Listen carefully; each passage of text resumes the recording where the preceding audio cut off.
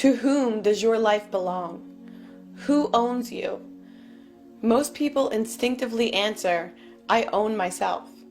But most people don't actually believe that. What does it mean to own something? It means that you and you alone have the right to decide what is done with that thing. What is yours you can use, you can trade, you can give away, you can destroy. So what does it mean to say you own yourself? It means that you and you alone have the right to decide what is done with your body and your mind, with your time and your energy. If someone else had the right to decide what is done with your body and your mind, your time and your energy, then he would be your owner and you would be his slave. So, are you anyone's slave? Do you pay taxes? Do you feel obligated to obey whatever the politicians decide to call law? Do you imagine that someone else has the right to control you, to rule you? Do you vote? In every political election, you are asked to decide who you want owning you, but owning yourself is never one of the options offered. The only choice you are given is the choice of which politicians will coerce and control you by way of so-called regulation and legislation, and confiscate what you produce by way of taxation.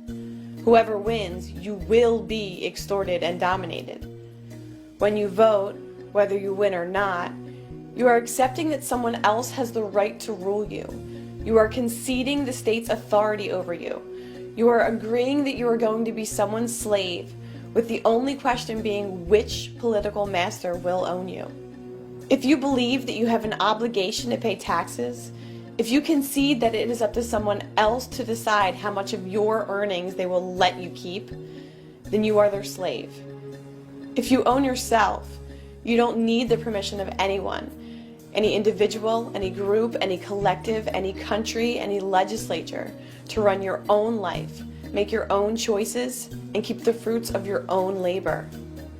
As long as the politicians see you voting, petitioning, protesting, and campaigning, begging for tax cuts, whining for different legislation, as long as they see you timidly obeying whatever commands they issue, while begging them to change their so-called laws, then they know that they own you in mind and body.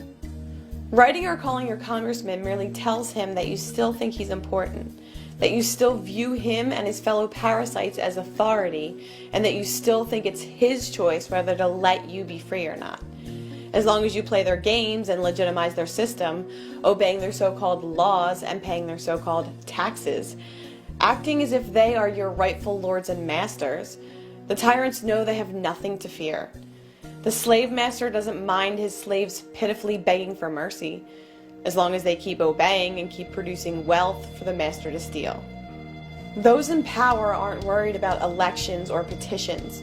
What they do fear is that one day their victims will realize the truth, will stop believing in the divine right of politicians, will stop calling liars and crooks lawmakers, will stop calling the tyrants, mercenaries, law enforcers, will stop believing that anyone has the right to rule them, will stop imagining authority where there is none, will realize that they own themselves, and will stop bowing to the parasitical, anti-human beast called government.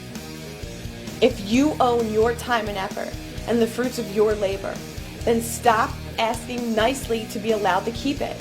If you own yourself, then stop asking nicely for legislative permission to run your own life. If you actually believe in unalienable rights, in individual liberty, in freedom, then stop asking nicely for the sociopathic parasites to let you be free. For humanity to be free, people need to stop thinking, talking, and acting like slaves. Stop bowing to megalomaniacs. Stop paying tribute to sociopaths. Stop obeying political parasites. If you truly understand that you own yourself, then start acting like it.